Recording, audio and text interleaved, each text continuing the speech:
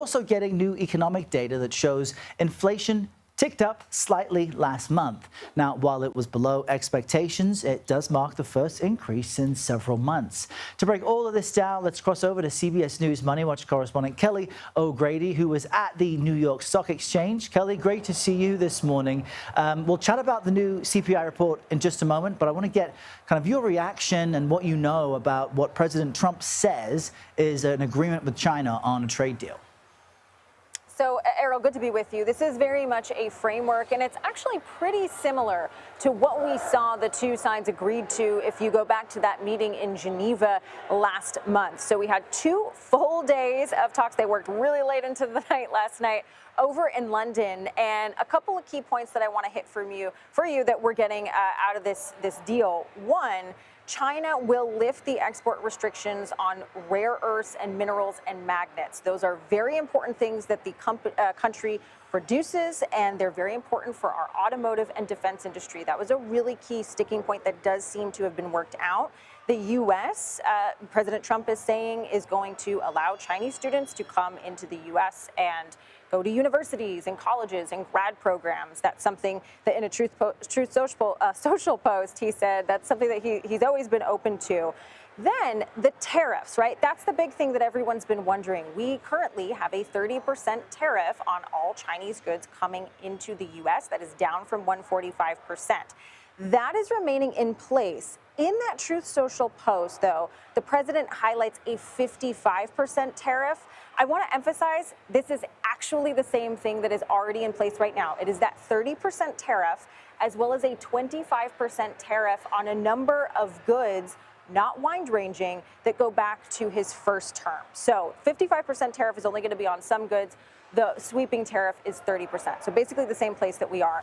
The last thing that I'll highlight is that both sides, both presidents, Xi and Trump, need to agree to this. The negotiators are going back to their respective countries. Both of those men need to approve this deal. The president on Truth Social is saying the deal is done. But of course, investors, businesses, consumers, you and I, we are used to the tariff roller coaster.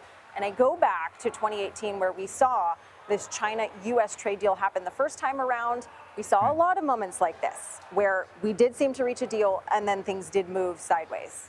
Right. So in summary, Kelly, we're still on the roller coaster, but there's the two sides are talking and they seem to be getting closer to perhaps a better agreement. Let's talk about some of the fresh data that we can digest now. CPI numbers just released a short time ago, and this gives us a hint at how tariffs are impacting prices, the things that people are paying for right now. So what do these CPI numbers show, and what does this mean? So the headline is that annual inflation ticked up to 2.4% from 2.3% last month. That's getting further away from the Fed's 2% target, and it is the first increase we have seen at the annual level in 3 months.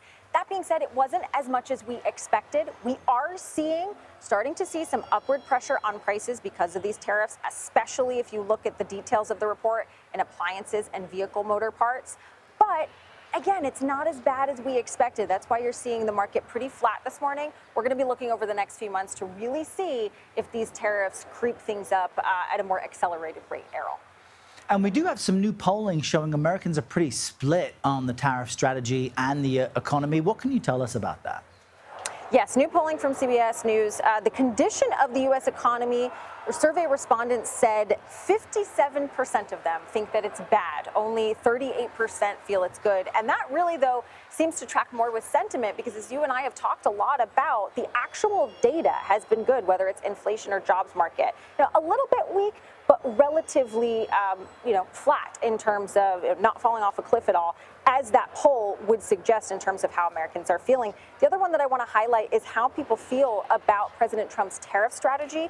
55% say that he does not have a clear strategy. Only 45% do agree he has a clear plan. And that goes back to all the back and forth, the roller coasters that we have seen. But as of today, as we started out, it does seem that we are moving in the right direction with China, Errol. All right, that's a headline we'll take. Kelly O'Grady live at the New York Stock Exchange with all the data we need to know and great analysis there. Kelly, thank you so much. For more on trade, let's cross over now to CBS News correspondent Natalie Brand, who is standing by at the White House for us this morning. Natalie, good to see you again. What more can you tell us about this potential trade agreement? That message from the president was in all caps, and I always like to think like if everything's in caps, nothing's in caps. So what's the highlight from your point of view? Yeah, the most we know about this agreement is what we know from that social media post by the president, which Kelly really laid out. The president signaling that the two sides made progress on the issue of these sticking points. On the U.S. side, that was the issue of rare earth minerals, something that, is extremely important to U.S. manufacturers. And on the Chinese side, they were worried about student visas for Chinese students and also advanced semiconductor chips. So, overnight we learned that the two sides reached a framework to really go back to what they had agreed to previously in May after those talks in Switzerland. But then tensions ratcheted up, and we saw these issues that needed to be resolved. It seems like progress was made, according to the president, and hopefully the conversations continue following, remember, that call between President Trump and President Xi just last week, with each leader promising or saying that they would visit the other's country. Natalie, let's talk about those anti-ICE protests happening around the country. It's the middle of the week by now, and we're seeing that it's not just in Los Angeles, but other major cities and small cities as well. The president, meantime, seems to be doubling down on his use of federal troops in Los Angeles, and he's threatening to do this in more places. What are you hearing from the White House on the strategy here? Yeah, absolutely, Errol. The president defending his decision to send in the National Guard as well as hundreds of Marines, saying this was about de-escalating the situation on the ground in Los Angeles. That, of course, is at odds with what California's leaders and Democratic lawmakers have been saying, that those troops have escalated or added to the tensions there. But the administration says this was about getting the city under control.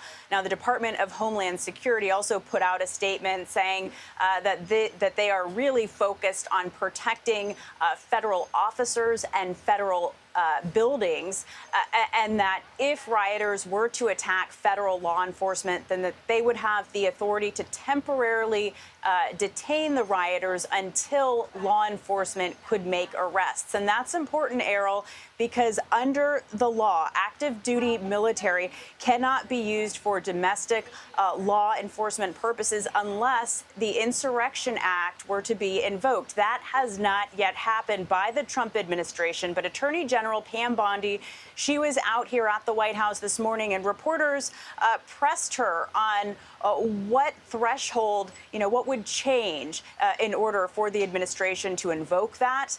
Take a listen to part of this exchange.